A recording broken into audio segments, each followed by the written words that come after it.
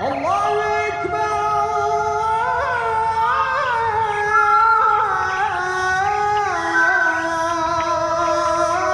Allahu Ekber.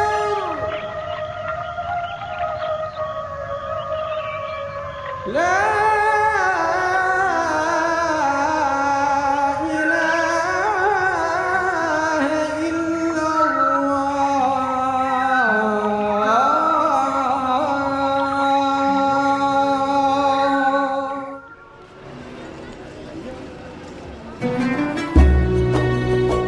The world has never been without teachers. Each age has its teachers. Abraham, Moses, Jesus, Buddha, and Muhammad were some of the great ones. But after those, there are always special beings, perfect representatives of the messages brought by God's messengers.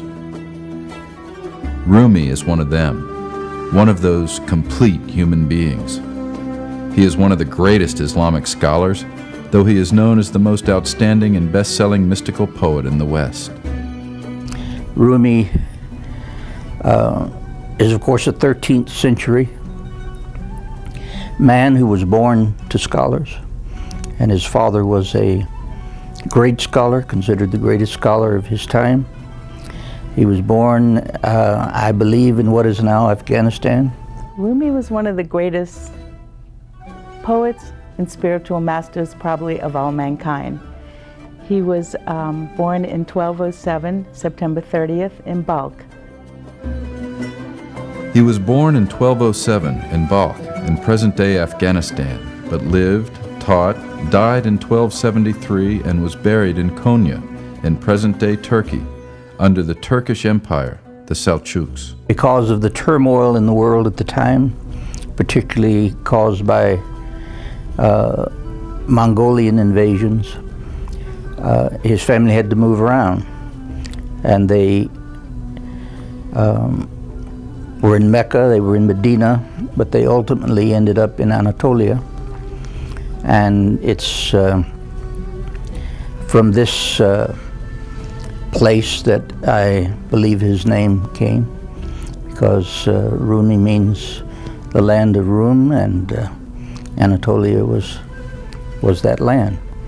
And he spent the rest of his life there. He was a father, husband, and university professor. He merged all these aspects of life into a unified existence. He linked all of his life with the thought of God and the practices toward humanity that this thought manifests. Thus, he became one of the greatest teachers of universal love and peace.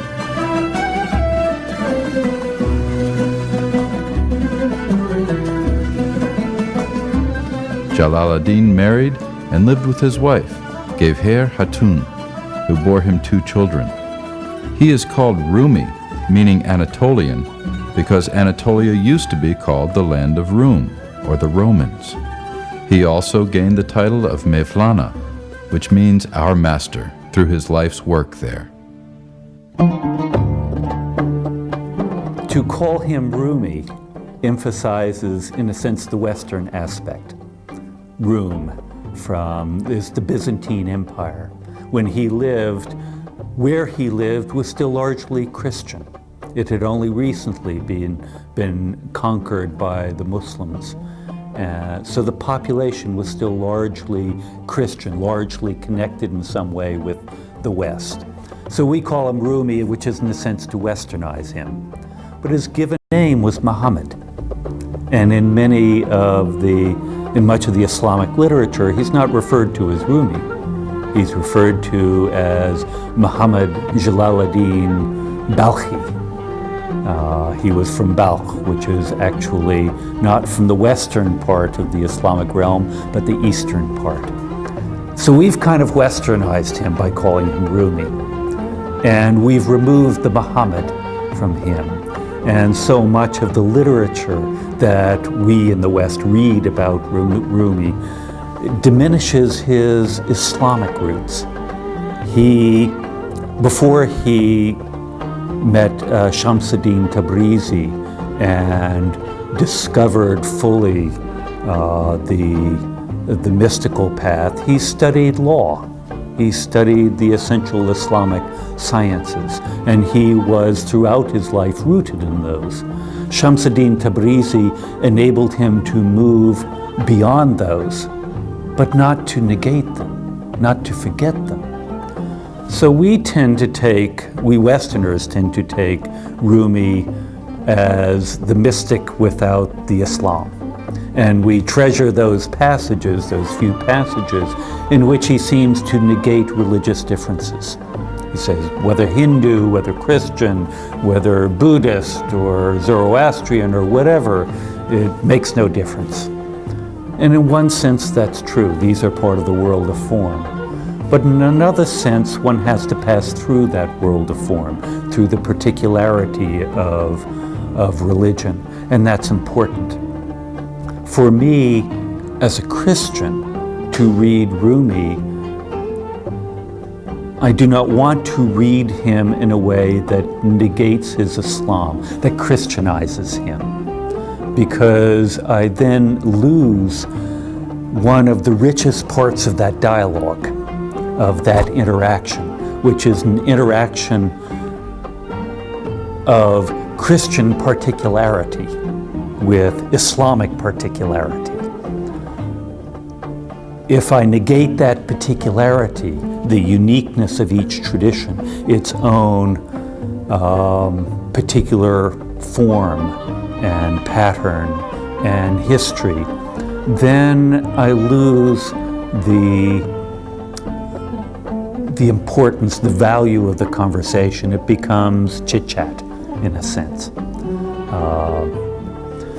So it's important to remember that Jelaledin Rumi is Muhammad Jelaledin Rumi, and to engage in the particularity of and the uniqueness of that particular source of his knowledge.